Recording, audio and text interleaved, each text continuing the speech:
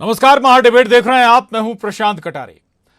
वैसे तो ओंकारेश्वर देश के धार्मिक स्थानों की सूची में ऊंचे पायदान पर है, लेकिन आदि गुरु शंकराचार्य की मूर्ति स्थापना से श्रद्धालुओं और केंद्र में आ जाएगा ओंकारेश्वर। उदाहरण उज्जैन में महाकाल लोक बनने के बाद की तस्वीर।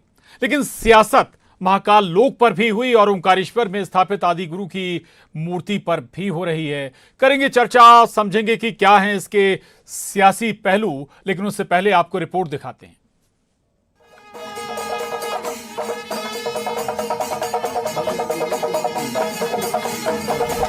ओंकारेश्वर में आदि गुरु शंकराचार्य की 75 फीट ऊंचे प्लेटफॉर्म पर बनी 108 फीट ऊंची प्रतिमा का वैदिक मंत्रोच्चार के साथ सीएम शिवराज ने अनावरण किया।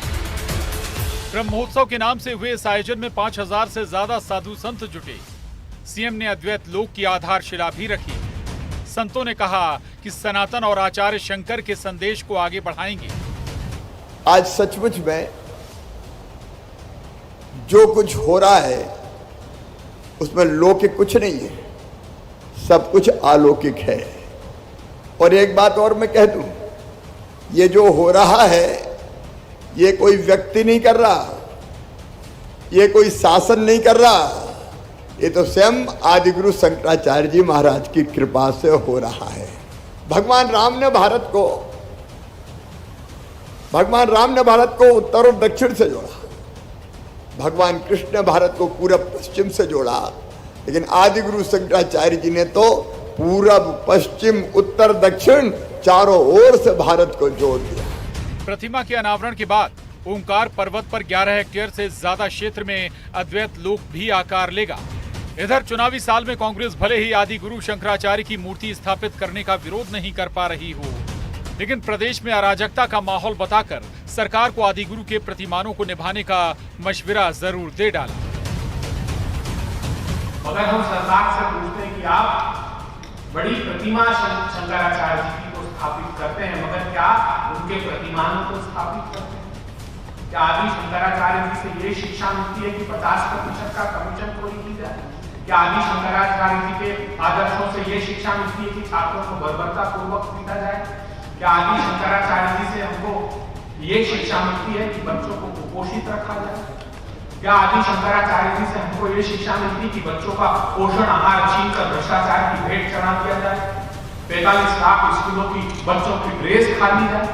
ये शंकराचार्य जी का दर्शन नहीं। तो हम प्रार्थना करते हैं कि न सिर्फ प्रतिमा स्थापित कीजिए, मगर वो प्रतिमान भी स्थापित कीजिए जो उनके जीवन दर्शन का एक अंग। आदि गुरु की मूर्ति, जिसे स्टैच्यू ऑफ वननेस का नाम दिया गया है, जिसमें 12 साल के आचार्य शंकर की झलक मिलती है। इसी उम्र में वो ओंकारेश्वर से वेदांत के प्रचार के लिए निकले थे और देश में 4 पीठों की स्थापना की। लेकिन किसी बड़े आयोजन पर चुनावी साल में सियासत ना हो, ऐसा कम ही देखने को मिलता है। यहाँ भी ब्रह्म महोत्सव से सियासी संदेश ही दिया जा रहा है। भोपाल से अनुराग श्रीवास्तव, ओंकारेश्वर से शैलेंद्र भदौरिया, न्यूज़ 18, मध्य प्रदेश, छत्तीसगढ़। ओंकारेश्वर प्रमुख धार्मिक केंद्रों में है और आपको ये भी ज्ञात होगा कि आदि गुरु शंकराचार्य ने यहीं से देश भर में धार्मिक यात्रा शुरू की थी और देश भर में 4 पीठों की स्थापना की थी और यहीं आदि गुरु शंकराचार्य को गुरु दीक्षा भी हासिल हुई थी या गुरु की प्राप्ति भी हुई थी। केरल से आने वाले आदि गुरु शंकराचार्य ने देश भर में वेदांत का, सनातन का प्रचार किया और अब मध्य प्रदेश में चूंकि ओंकारेश्वर से उनका बेहद खास नाता है और इसीलिए मध्य प्रदेश शासन ने आदि गुरु शंकराचार्य की 108 फीट ऊंची प्रतिमा स्थापित कराई है। हमारे साथ इस वक्त 2 खास मेहमान जुड़ गए हैं। आशीष शर्मा जी, विधायक बीजेपी, बहुत स्वागत है आशीष जी आपका। और वरिष्ठ पत्रकार दिनेश गुप्ता जी हमारे साथ इस चर्चा में हैं। आशीष शर्मा जी, ठीक बात है, बहुत साधुवाद है और लगातार अगर हम कहें कि सनातन को आगे बढ़ाने में या इसका संदेश पहुंचाने में सरकार आगे है, लेकिन विपक्ष इससे सहमत नहीं है। विपक्ष कहता है कि भाई केवल मूर्ति स्थापित कर देने से क्या हो जाएगा? आदि गुरु शंकराचार्य की शिक्षा कहां फॉलो हो रही है, उनके प्रतिमान कहां स्थापित कर पाई है सरकार? देखिए, देश में सरकारें किसी भी विचारधारा की हो, किसी भी राजनीतिक दल की हो, लेकिन हमारी संस्कृति सदैव एक रहती है, हमारा धर्म सदैव एक रहता है और इसलिए सनातन संस्कृति के लिए, इस धर्म को बचाने के लिए और इसके गौरव को पुनर्स्थापित करने के लिए भारतीय जनता पार्टी की सरकार लगातार काम कर रही है। जगत गुरु शंकराचार्य जी, जिन्होंने अपने जीवन में बहुत अल्प काल में देश को एकात्मता के भाव को जागृत किया, पूरे देश को एक किया, धर्म के नाम पर जो आडंबर चल रहा था, जो पाखंड चल रहा था, उसे समाप्त किया और वेदों के द्वारा बताया गया धर्म क्या है, वेदांत को उन्होंने सिद्ध किया और पूरे भारत में 4 पीठों की स्थापना की। निश्चित ही जगत गुरु शंकराचार्य जी, जो कि स्वयं भगवान शंकर के अवतार थे, उनके द्वारा स्थापित परंपरा को और उस परंपरा के कारण जी जो हमारा भारत न सिर्फ एकजुट हुआ है बल्कि उसमें एकात्म का भाव जागृत हुआ है, उसके प्रति मध्य प्रदेश की सरकार ने ओंकारेश्वर की पहाड़ी पर, जहां से उन्होंने अपने पूज्य गुरु से गुरु दीक्षा ली थी, जहां वो रहे कुछ समय तक और उसके बाद पूरे भारत के भ्रमण के लिए निकल गए, 4 पीठों की स्थापना की, वहां से एकात्म का संदेश पूरी दुनिया को जाए। इसलिए वेदांत को समझने के लिए, उसको पढ़ने के लिए, वेदों की दीक्षाएं प्राप्त करने के लिए दूर दूर से, देश विदेश से विद्यार्थी यहाँ पर आए। इसके लिए मध्य प्रदेश की सरकार ने आज उनकी प्रतिमा की स्थापना की है और वहां पर एक संस्थान प्रारंभ किया है। एक समय में नालंदा, तक्षशिला, शांतिपनी जैसे विश्वविद्यालयों में पूरी दुनिया के विद्यार्थी शिक्षा लेने आते थे, लेकिन उस समय राजनीति नहीं थी, इसलिए इसको कोई राजनीति से नहीं जोड़ता था। लेकिन आज लोकतंत्र है तो जगत गुरु की प्रतिमा की स्थापना को और वहां संस्थान के प्रारंभ करने को भी कांग्रेस राजनीति से जोड़ रही है। जगत गुरु शंकराचार्य जी के जीवन की प्रेरणा हमारे लिए मार्गदर्शन का काम करती है। उस सवाल का जवाब नहीं आया जो सवाल कांग्रेस की तरफ से उठाया गया कि भाई जिन विचारों का, जिन शिक्षाओं का आप जिक्र कर रहे हैं, ठीक बात है, मध्य प्रदेश से ओंकारेश्वर में वो देश भर के लिए वो संदेश जाएगा, लेकिन मध्य प्रदेश में क्या फॉलो हो रहा है? बिल्कुल मध्य प्रदेश में फॉलो हो रहा है। हमने ऊंच नीच के भेद को समाप्त किया है, सब व्यक्तियों के लिए सरकार की योजनाओं का लाभ दिया है। गरीब, मजदूर, किसान, समाज का वंचित शोषित वर्ग, जो इसके कारण, जिसके मन में गरीब और अमीर की एक खाई उसको जीवन भर कचोटती थी कि एक व्यक्ति के पास पैसा है, वो अमीर है, और एक व्यक्ति दोनों समय की रोटी नहीं खा पा रहा, ऐसे सब लोगों को शासन की योजनाओं से जोड़कर हमने एक रूपता लाने का प्रयास किया है। उनके अंदर के एकात्म भाव को जागृत किया है कि मध्य प्रदेश की सरकार वंचित और पीड़ितों को बराबर की श्रेणी में लाकर एक विकास का नया आयाम स्थापित कर रही है। हमने जगत गुरु शंकराचार्य जी के संदेश को माना ही है और इसलिए एकात्म धाम की स्थापना ओंकारेश्वर में हमारी सरकार ने की है। कांग्रेस कुछ भी कहती रहे, लेकिन महापुरुषों के बताए मार्ग पर चलने का काम भारतीय जनता पार्टी की सरकार कर रही है। महात्मा गांधी जो राम राज्य चाहते थे, जो गरीब का कल्याण चाहते थे, वो 60 साल के राज में कांग्रेस इस देश को नहीं दे सकी। उनका हे राम कांग्रेस के लिए केवल एक नारा बना, बल्कि राम को अस्तित्व से नकारने का काम कांग्रेस की सरकार ने किया। पिछले 2-4 वर्षों से जरूर उत्तर प्रदेश और इन राज्यों के चुनाव के बाद कांग्रेस के नेता जगह जगह मंदिरों में जाने लगे हैं और ये बताने लगे हैं, उन्हें सिद्ध करना पड़ रहा है कि हम सच्चे सनातनी है, हम सच्चे हिंदू है। जी चलिए, बड़ी बात आपने कही है। दिनेश गुप्ता जी, इस लिहाज से भी थोड़ा सा रोशनी डालिएगा कि क्या वाकई धर्म केंद्रित सियासत हो गई है या हो चली है? न केवल हम आदिगुरु शंकराचार्य की मूर्ति स्थापना की बात करें, अद्वैत लोक की आधारशिला भी रखी गई, कुछ और संस्थान जिनका जिक्र आशीष शर्मा जी कर रहे थे, इससे पहले महाकाल लोक बन चुका है, कई लोगों की घोषणा हो चुकी है, वो भी बनने जा रहे हैं। दूसरी तरफ 2018 से पहले भगवान हनुमान की मूर्ति की स्थापना कांग्रेस ने कराई। दोनों ही दल धार्मिक केंद्रित सियासत कर रहे हैं। देखिए, आशीष जी ने बहुत बताई दिया कि वो ये जो पूरा है जी एकात्म का संदेश शंकराचार्य जी का, उसके बहुत सारी चीजें उन्हें आशीष जी ने कही, उसमें राजनीति भी एक मुद्दा है। लेकिन इस राजनीति का लाभ किसको मिलना है? क्योंकि ये जो राजनीति है ये अल्टीमेटली आप कर क्यों रहे हैं, इसका कारण क्या है कि आपको धर्म की राजनीति करना पड़ेगी। आप देखिए कि उज्जैन में आप चले जाइए या महाकाल के आसपास बहुत सारे अखाड़े हैं, बहुत सारे वहाँ जो है लोग काम कर रहे हैं, तो उसमें सरकार का कोई योगदान नहीं होता था। तो अखाड़ों का काम है धार्मिक स्थलों का विकास करना, संस्थाओं का काम है, ट्रस्टों का काम है, जो करते हैं, ये समाज का काम है। जब समाज का काम अब सरकार कर रही है तो कहीं ना कहीं आप देखिए ना, तो राजनीति तो उसमें देखी जाएगी। और सरकार का जो काम है वो आप अपेक्षा करते हैं कि वो समाज करे, अस्पताल समाज खोले, बड़े बड़े जो प्राइवेट मेडिकल कॉलेज खुलना है, शिक्षा के केंद्र जो है प्राइवेट लोग खोलें। तो जो चीजें हैं जिसको जो करना चाहिए वो अपना काम नहीं कर रहा है। लेकिन ये चुनाव आजकल हम देख रहे हैं ना, केवल धर्म आधारित चुनाव। हमारे साथ भूपेंद्र गुप्ता जी भी जुड़ गए हैं।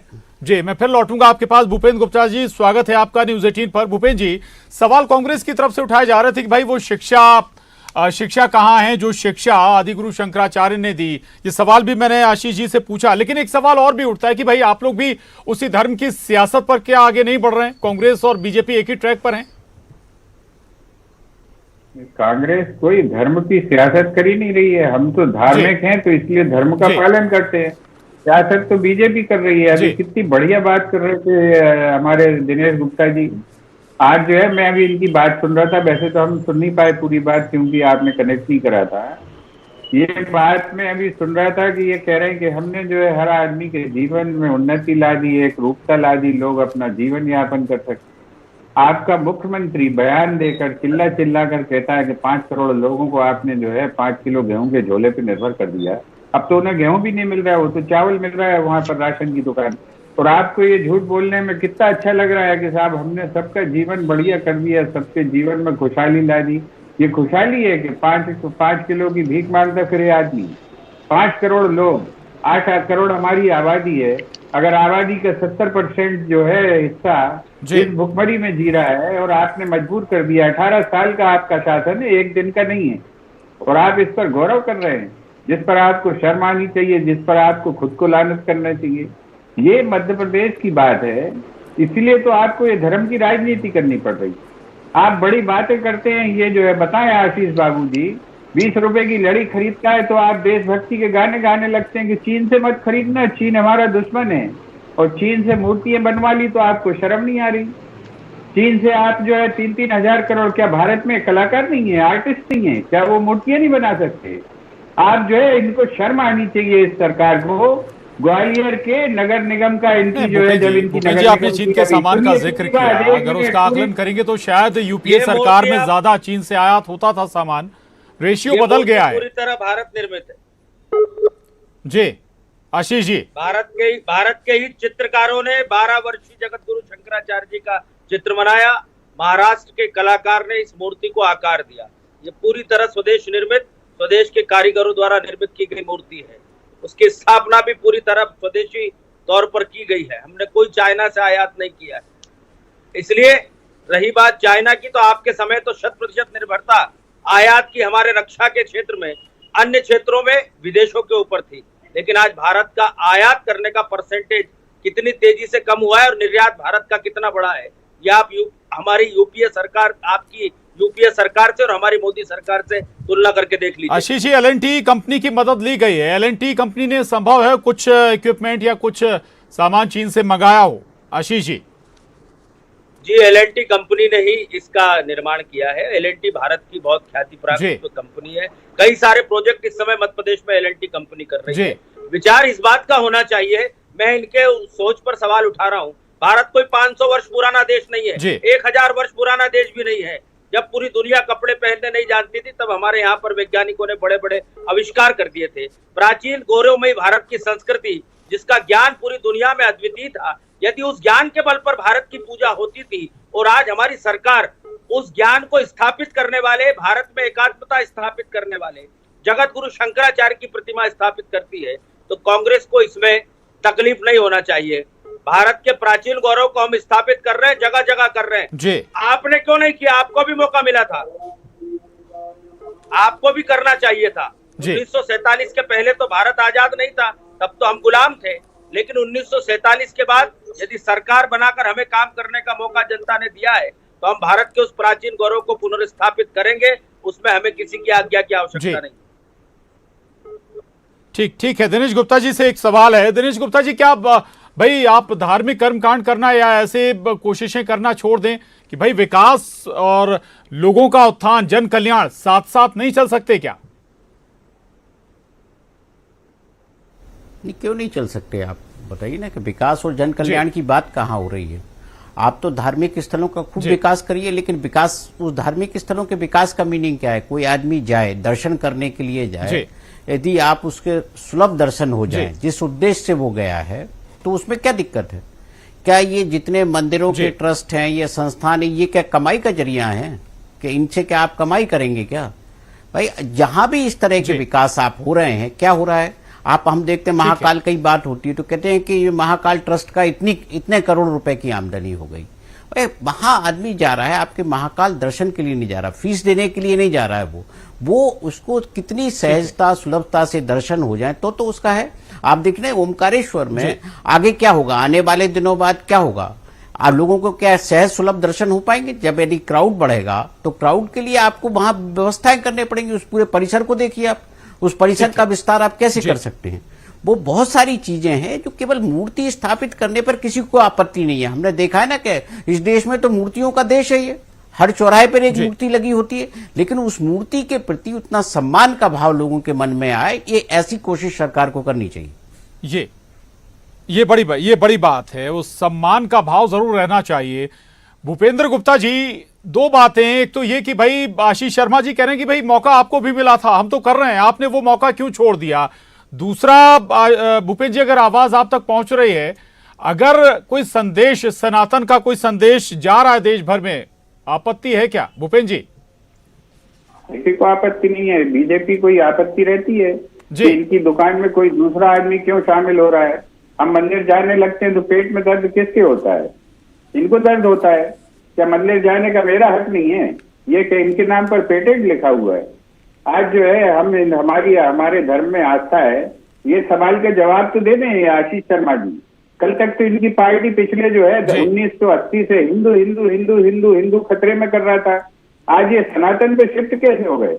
क्योंकि इन्हें पता चल गया कि इनको इसका भी ज्ञान नहीं है कि हिंदू कोई धर्म नहीं है, इसलिए अब ये सनातन करने लगे। जो लोग इतने जो है अज्ञानी हैं धर्म के प्रति, जिसके कि ये अनुयायी हैं, हम भी अनुयायी हैं, कि उसको इनको ये नहीं, इनका नेता जो है हमें वहां पे लंदन में कहता है कि हिंदू कोई धर्म नहीं है।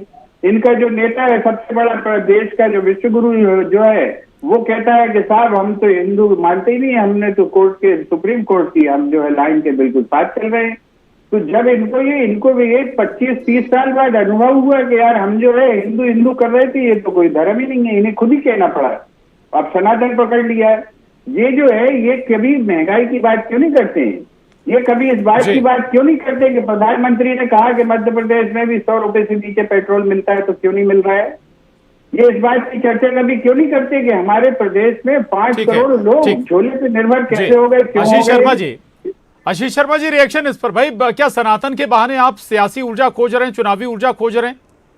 देखिए, रोटी कपड़ा मकान, जीने का सम्मान और जीवन में अध्यात्म और धर्म भारतीय लोगों की जीवन शैली का हिस्सा है। हम हर समय सुख और दुख हो, चाहे कैसा भी समय हो, लेकिन हम अपने ईश्वर को याद करते हैं। जिस जगत गुरु शंकराचार्य जी ने कहा ईश्वर एक है, महात्मा कबीर ने कहा, रसखान ने कहा, सूरदास ने कहा, मीरा ने कहा, जिन्होंने कहा कि ये धर्म आपने ये 5 करोड़ ईश्वर एक है, और 18 साल की आपकी जो है 18 साल की आपकी मेहनत का परिणाम है 5 करोड़ लोग। हमने विकास भी किया है, हम रोटी भी देते हैं, हम मकान भी देते हैं, हम विकास भी देते हैं। नरेंद्र मोदी की सरकार के समय, गुप्ता जी, नरेंद्र मोदी जी की सरकार के समय भारत से अति गरीबों की संख्या 11% कम हुई है। पढ़ लीजिएगा, भारत में गरीबों की संख्या 11% कम हुई है नरेंद्र मोदी जी की सरकार के समय। हमने जितने मकान बनाए उतने कभी आपने नहीं बनाए। हमने 54,000 गाँव। सुन लीजिएगा आशीष जी की बात सुन लीजिए। भूपेंद्र जी, आ रहा हूँ फिर आपके पास जी। नहीं सुनेंगे। हमने लोगों को मकान दिए, हमने गांव तक नलों से पानी की व्यवस्था की है, हमने गरीब का इलाज कराया है, हम निःशुल्क राशन दे रहे हैं। भूपेंद्र जी एक सवाल और भी है। सड़क दे रहे हैं। भूपेंद्र जी, हम देश के अन्नदाता को भूपेंद्र गुप्ता जी, देश में सबसे ज्यादा कांग्रेस की सरकार रही, फिर मनरेगा क्यों लाए थे आप लोग? मनरेगा का आपको अर्थ मालूम है क्या? आप बता रहा हूँ मैं मनरेगा का। मनरेगा जो है, मनरेगा के बारे में क्या कहा था प्रधानमंत्री ने? प्रधानमंत्री ने कहा था कि ये स्मारक है इनकी असफलता का, तो क्यों लाद के चल रहे हो अभी मनरेगा को? क्योंकि मनरेगा ने देश की रक्षा की कोविड में। ये खुद प्रधानमंत्री बोलते फिर रहे हैं, जो कह रहे थे हम इसको कांग्रेस की असफलता का स्मारक बनाऊंगा। बनाओ कांग्रेस की असफलता का स्मारक। ये जो है इंक्लूसिव फाइनेंशियल स्कीम है, ये गारंटी है रोजगार देने की इस देश की जनता को। और मध्य प्रदेश में 19% लोगों को भी 100 दिन का रोजगार नहीं दे पा रही है सरकार। जी लूट के लिए, भ्रष्टाचार के लिए समय है, मनरेगा के मजदूरों को देने के लिए मजदूरी नहीं है। ये इस सरकार का हाल है।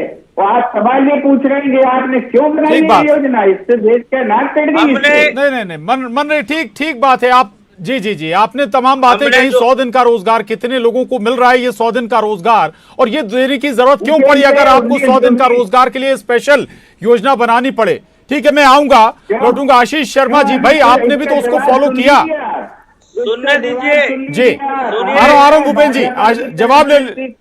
भूपेन जी आ रहा हूं, ले लीजिए ना। ये आशीष जी सवाल पूछ रहे हैं, हम तीनों सुनने दीजिए गुप्ता जी, सुनिए जरा। सरकार की कई सारी योजनाएं जो विभिन्न सरकार बनाती है, वो कई सारी सरकारें उन योजनाओं को आगे बढ़ाती है। हमने अच्छी योजनाएं बनाई थी, कमलनाथ की सरकार ने उन योजनाओं को बंद कर दी। संबल योजना क्यों बंद कर दी? मैं इनसे पूछना चाहता हूँ। सुनिए ना भूपेन गुप्ता जी, सुनने की आदत डालिए। आपने संबल योजना क्यों बंद कर दी? आपने तीन दर्शन योजना क्यों बंद कर दी? आपने बेटा बेटी को साइकिल क्यों नहीं दी? आपने लैपटॉप योजना क्यों बंद कर दी? आपने स्वयं सहायता समूह को पैसा क्यों नहीं दिया? जनता जवाब देगी, जनता। ठीक है, आपको जनता जवाब देगी, जनता। 1 महीने बाद जनता जवाब देगी कांग्रेस को। का घोटाला हुआ है, आपने हमने विकास भी किया है और देश की गौरवमयी संस्कृति को भी ऊपर उठाया है। पकड़ा है। आप लोग हमने 50% की सरकार चल रही ठीक है। ठीक है, जिस पार्टी ने आखिरी सवाल लेकर मैं दिनेश जी के पास जाऊंगा। जी, वहाँ पर सरदार पटेल की मूर्ति लगाने से, वहाँ जगत गुरु की मूर्ति लगाने से इनको तकलीफ हो रही है। 50% की सरकार है। ठीक है दिनेश गुप्ता जी, शायद बीजेपी शासित राज्य हो या कांग्रेस शासित राज्य हो, कोई भी एक भी राज्य का ऐसा उदाहरण नहीं है जहां 0% बेरोजगारी हो या ऐसी तमाम व्यवस्थाएं सबके पास रोजगार हो। ऐसा कोई उदाहरण है क्या? फिर सवाल तो उठाए जा ही सकते हैं। नहीं, देखिए, आप जो सवाल हैं खूब उठाइए, क्योंकि हम तो लोकतंत्र में हैं, सवाल उठाना हमारा काम है। और हम सवाल नहीं उठाएंगे तो फिर जवाब, इनको तो जवाब देना है। नहीं, ये हमारे रिप्रेजेंटेटिव हैं, ये पब्लिक रिप्रेजेंटेटिव हैं जिनको हम चुनते हैं। इनकी नीति और उसको देख के चुनते हैं ना। हम ये देख के तो नहीं चुनते कि आप जो है कोई धार्मिक स्थल का निर्माण करेंगे या कुछ करेंगे। जब बात आती है तो रोजगार भी चाहिए, रोटी भी चाहिए, बहुत सारी चीजें चाहिए। और अल्टीमेटली जो हमारे यहाँ जो सिस्टम है वो सरकार आश्रित सिस्टम है ना। आपने इन सारी चीजों पर सरकार को ही तो इन्वॉल्व कर रखा है। आप देखिए ना, यहाँ मध्य प्रदेश में यदि जब बात करोगे तो पटवारी की परीक्षा है ना, नर्सिंग के एग्जाम क्यों नहीं हो रहा है? ये सवाल उठेंगे ना। उसको कोई भी चीजों को डाइवर्ट करने से तो कुछ नहीं होता। आप देखिए, धार्मिक स्थल आप डेवलप करना चाहते हैं, बहुत अच्छी बातें करिए, लेकिन जो लोगों का विकास है, जिसको रोजगार की आवश्यकता है, वो रोजगार चाहिए। अपन ने इतने इन्वेस्टर सबमिट क्यों की? रोजगार, विकास, ये सारी चीजें साथ साथ चलनी चाहिए। माफी चाहूंगा दिनेश गुप्ता जी, चर्चा को यहीं खत्म करेंगे, वक्त इजाजत नहीं देता है। भूपेंद्र गुप्ता जी, आशीष शर्मा जी, दिनेश गुप्ता जी, बहुत धन्यवाद। डिबेट में इतना ही।